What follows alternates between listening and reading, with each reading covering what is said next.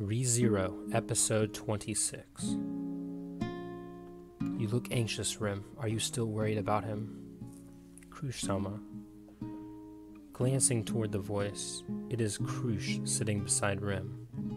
Wrapped in light bandages, it is commendable how Rim revealed no sign of the seriousness of her injuries, but it was impossible to conceal her depleted stamina.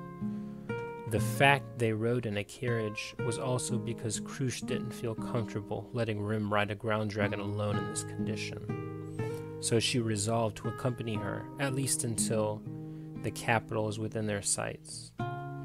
Sensing Rim's unsettled look, Krush casually shrugged. Compared to this, she said, shaking her head, he has Wilhelm, Ferris, the elites of the expedition, and Ricardo's mercenary company, all there to assist him. Besides, Anastasia must have predicted this turn of events. Even if the adversary's strength is a concern, I don't think there is any reason to worry that they would lose. Even so, I can't help but selfishly worry. Seeing Rim sink deeper into her anxiety, Krush realized she had misspoken and lowered her eyes. But seeing the cold and formal Krush suddenly out of character, the corner of Rim's lips couldn't help but curl into a smile. Yeah, that's good. Seeing this, Krush nodded contently. Natsuki-san said it before. A smile suits Rim better, doesn't it? Even though it sounded like it came from nowhere, it wasn't an entirely stupid thing to say. Krush-sama, you know when you smile, you give off a completely different impression. You are usually stern, yet once you smile, you become... People do say that. I can't say I'm not angry about it. Because I don't smile for no reason in front of people. I guess I am becoming rather unlovable. Rim wasn't sure whether to take that as a joke, but seeing Krush's gentle smile, her lips opened into a smile as well. Courageous and proud to Rim, who has always been lacking in confidence, Krush was an ideal woman. But of course, in Rim's heart, the highest honor was reserved for none other than her older sister, Ram. Ahead of their path is the witch's cult, even though it was more or less expected considering Amelia's identity. Until we know more about them, caution is necessary. Natsuki Subaru realizes this, but surely Lord Mathers has a plan as well. The depths of my master's mind, Rim couldn't possibly know. Even if you asked me, I wouldn't be able to say. That's harsh. Now that we're allies after all, a little information slipping wouldn't be too bad. Perhaps it was to distract Rim from sinking into negative thoughts again. Indeed, it was thanks to Krush that Rim wasn't left alone to sink into her worries. Besides, Krush made a good point. A man such as Roswell L. Mathers must have a grand plan for all this. Surely Subaru's actions were all furthering his master's goals, while at the same time he's recovering his lost reputation. Actually, with the slaying of the white whale, his reputation has already far surpassed what it was before. Hero Natsuki Subaru. To Rim, whose heart and future he had saved, this assessment is nothing short of accurate. Considering the bright future he has yet to create, this is also more than justified. And then, to be at the side of that radiant hero, a place he could occasionally turn to make sure she was there. If only that place could hold her existence, then there is nothing else in the world Rim would wish for. With this alone, she would be content. When Subaru appears in her mind, Rim's heart is always full of turmoil. It becomes warm and perhaps calm. Yet somehow it also becomes full of pain, of anxiety, of longing and worry. To give her heart at once so much happiness and so much suffering, only Subaru could do this to her. With the smile carved upon her lips, Rim's thoughts turned to her future, her and Subaru's future. Stealing a glance at the sight of Rim's face, Krush exhaled a sigh of relief. Caressing the scabbard of her knight's sword with her fingers, her eyes stared into silence, into the road ahead. Her thoughts were of the long path to the capital. Krush squinted her eyelids. At the same instant, Rim heard a noise and raised her head. What Krush's eyes captured was something off about the dragon carriage up ahead. The noise Rim heard came from the same direction.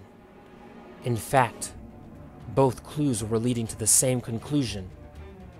In Krush's eyes, the dragon carriage disintegrated. In Rim's ears, the prelude to collapse echoed like the sound of raindrops.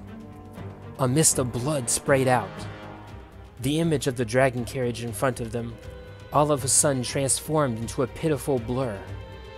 The ground dragon, the carriage, and all of the wounded inside were completely uprooted, and then shattered mercilessly by the overwhelming devastation. Enemy attack! Her astonished throat delayed only an instant before Krush bellowed out the rally call.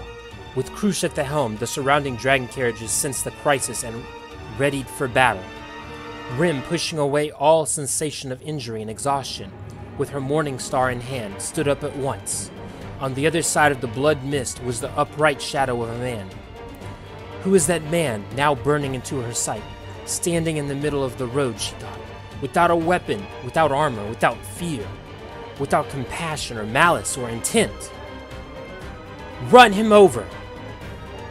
Krush's command came roaring from upon the driver's platform. Hearing the command, the night driver stretched the reins in acknowledgement. With a cry, the ground dragon led the carriage charging. With momentum capable of shredding any large animal coming into contact. Without deviation from the mark, it was a head-on collision into the upright figure. The man showed no intention of moving, and just like that, the two objects touched. A slender body about to be ripped to shreds by Krush-sama. With this cry, Rim picked up Krush by the waist and flew off the side of the carriage. There was no time to reach for the driver. Rim landed, biting her lip, thinking this. And then right after, "Ah, really? I want to give up. I didn't even do anything, and someone wants to crush me to death? Really? That isn't what people should be doing. I don't think so." He spoke with the relaxed demeanor of a man leisurely walking in a park, or basking in the sun, or some such situation. If it weren't for the shattered debris of what used to be the dragon carriage, Rim would not have found this scene so bizarrely horrifying. No matter how you look at it, the man doesn't seem anything out of the ordinary. His body was long and slender, and his neat white hair was neither long nor short, nor particularly odd. His black clothes were neither flamboyant nor shabby, and his face was not eye-catching at all. He looked so very ordinary, that perhaps no matter where you put him, he would not seem out of place, that if you met him on the street, you'd forget him within 10 seconds. The fact is, upon coming into contact with this man, the ground dragon was ripped into two. Its feet still in mid-stride, and then along with the driver and carriage, shattered into countless, indiscernible pieces. The most frightening part is, though Rim never looked away, all she saw was this man merely standing there. Not doing anything, just by standing there, the man survived collision with a charging dragon carriage, and still stands there as if it were nothing. Thank you, Rim, for saving me, but it seems the situation hasn't improved. Still being carried in Rim's arms, Krush thanked her, stood back up, and in the same instant drew her knight's sword from its sheath. For the night driver, who followed her order, and as a result was shattered into 1,000 pieces, Krush felt the pain in her heart and narrowed her eyelids. To so cruelly murder my subject, do not think this will end so easily. Who are you? With her naked blade gleaming with the intent to kill, She threw these words at the man. Taking in these words, the man touched his chin and began nodding as if he understood. Oh, I see, right. You don't know about me, but I know about you. The whole capital, actually. The whole country. You are quite the topic of conversation right now. You are a candidate for the next king, after all. Even I, so out of touch with the world, can't imagine what a great burden. Idle talk ends now. Answer my question, or the next time I shall slay you. That's really extreme. But then you wouldn't be able to run a country otherwise. Yet this sentiment, I really don't understand it one bit. This desire to wear the crown and take up all the responsibilities. How can anyone understand it? Even though I don't understand, I won't disagree with you. I'm not so arrogant as that. Not one bit. Unlike you. Not paying any mind to Krush, the man just kept on. And then, as I said, that was the last chance. As Krush coldly pronounced these words, her arm swung out a blade of wind. Krush's wind magic combined with swordsmanship unleashed an invisible slash. Renowned as the 100-Men Cut, it is a powerful, ultra-long range slash that can sever a man's body without him ever knowing where it came from or who. Back then, when the mob beast Great Rabbit appeared in the plains of the Karsten country, she slew all the mob beasts under the Great Rabbit's command in her first ever battle. And it was that time onward Count Krush Karsten earned the name 100-Men Cut. Even the white whale's adamant skin was opened by this blade. It had played no small part in bringing down that colossal mob beast. Compared to the white whale, this small, frail body could not possibly withstand, yet, attacking someone while they're still talking. Just where are your manners? Head tilted as if flaunting how his body took no damage. The man just stood there. His existence was utterly unaffected by a slash that could rend even the white whale's armor. This man's body, no, even his clothes were unscathed. He did not defend the attack, rather, it was something wholly different and unknown. Krush could not help but hold her breath, and Rim froze in place after witnessing something so far outside the realm of understanding. In front of them, the man sighed for the first time. You know, with a tone lowered by displeasure, I was talking. Wasn't I talking just now? And then you interrupted me. Isn't that a bit impolite? Don't you think it was wrong? And now, I have a right to speak, even though I don't really want to. Have to point this out. But to not interrupt people while they're speaking, isn't that common social decency? You're free to listen or not listen. I won't bother you about that. But just what are you trying to do by not letting me talk?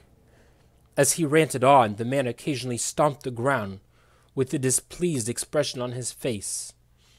And like this, he pointed his finger at those two in front of him, both now eerily speechless. And now you're quiet.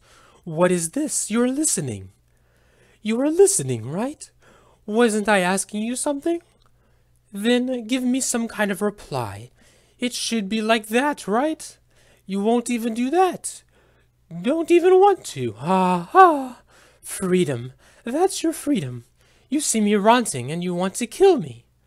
Then, when I ask you a question, you ignore me like I'm the wind. So it's like that, is it?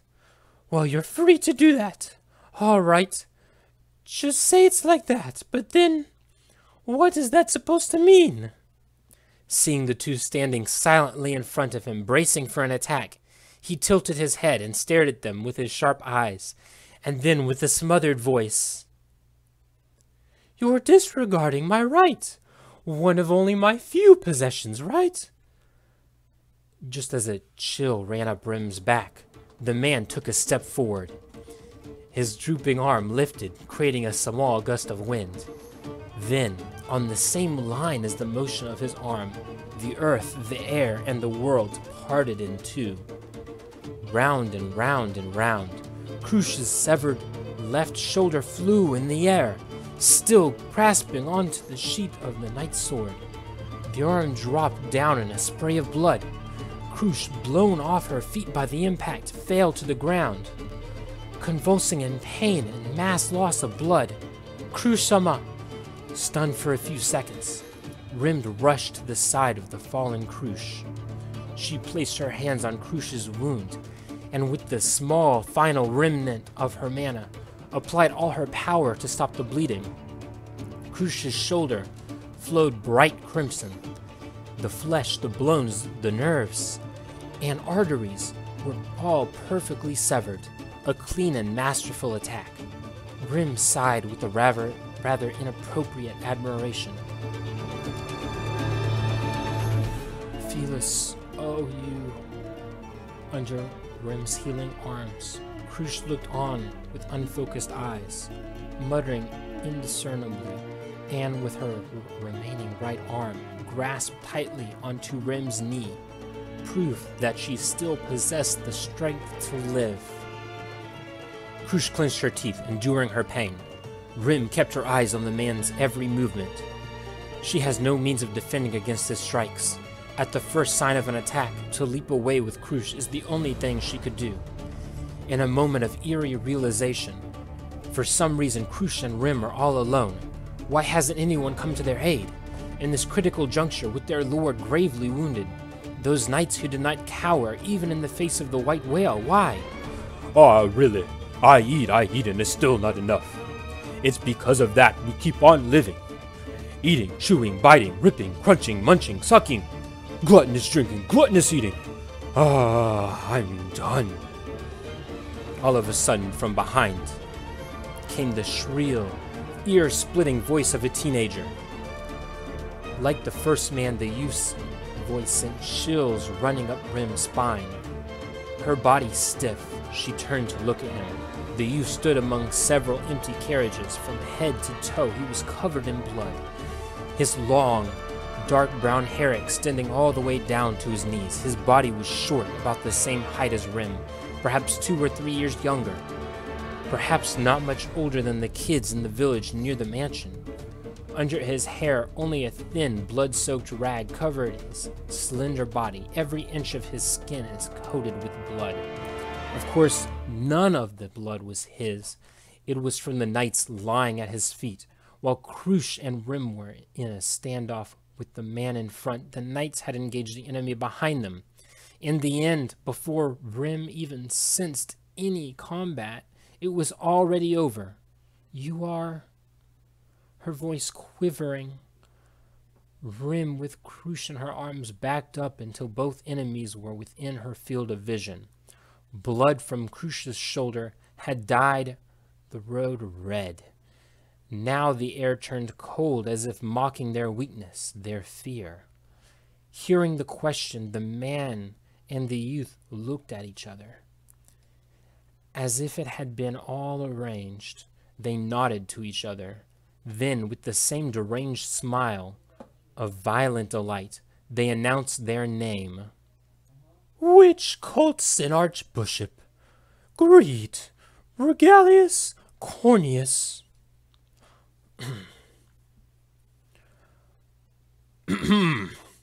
Which Coltson Archbishop? Gluttony, lay, Batin Kaitos.